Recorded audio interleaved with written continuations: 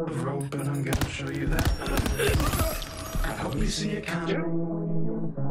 That you had your fun. I got a gun and a little bit of rope and I'm gonna show you that I'm real.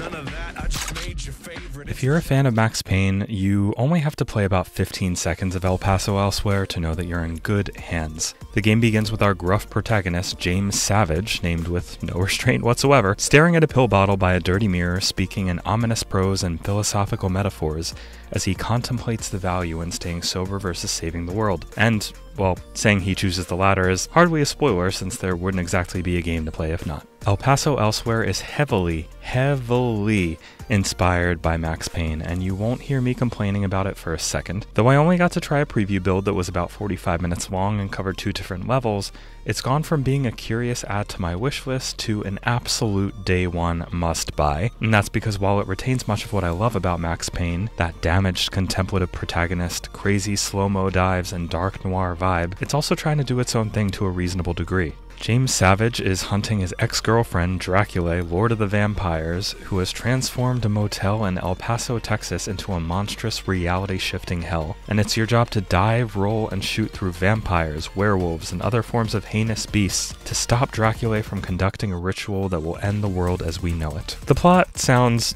dumb as hell, and I'm not here to pretend that it isn't, but the game plays it so straight that at least so far, its vibe really works. I am genuinely curious what's going to happen, and I attribute that to surprisingly strong writing and excellent voice acting from the actor playing James, who frankly sounds a lot like Troy Baker if he spoke in harsh, gravelly whispers all the time and had clearly been through some serious shit. Supernatural noir B-movie isn't the easiest tone to strike, but I'm more than a little surprised to say so far so very, very good. Visually, you'll know exactly what you're getting with El Paso Elsewhere the moment you lay eyes on it. These graphics are deliberately chunky and lo-fi, certainly not aiming for even the fidelity of Max Payne 1, and it's a choice. It's not my favorite one personally, but it's really down to player preference, and it works pretty well for the game's dark, grungy tone. Gameplay-wise, you'll trek through small, mostly linear levels shooting monsters in slow motion with a small variety of firearms, as well as stakes you can use for a one-hit kill. Pills and ammo are scattered everywhere, but even so, James can't take a lot of damage before dying, and the difficulty feels tough at times, but most definitely fair. El Paso Elsewhere nails the feel of its controls, and when I died, it felt like my fault for not being reactive enough. But for those who find it too difficult, or conversely too easy, there's already a fantastic modifiers menu that basically works as a set of 5 semi-customizable cheat codes. You can turn infinite ammo and infinite healing painkillers on and off from here, but also tweak a multiplier for speed, damage taken, or efficacy of healing, allowing a lot of variability in how a player can approach the game's challenges. There's only one thing about El Paso Elsewhere that I'm very torn on: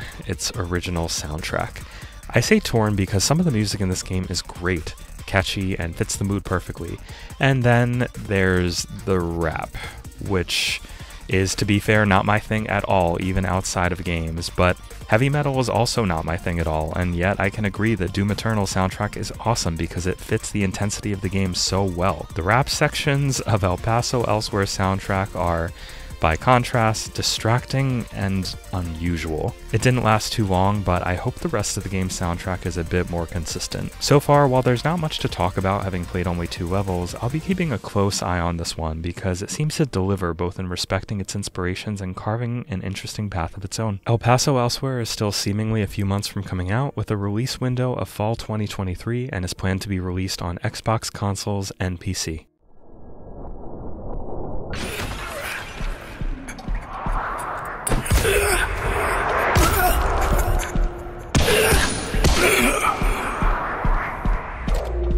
Like a jazz standard. Play it in our own time.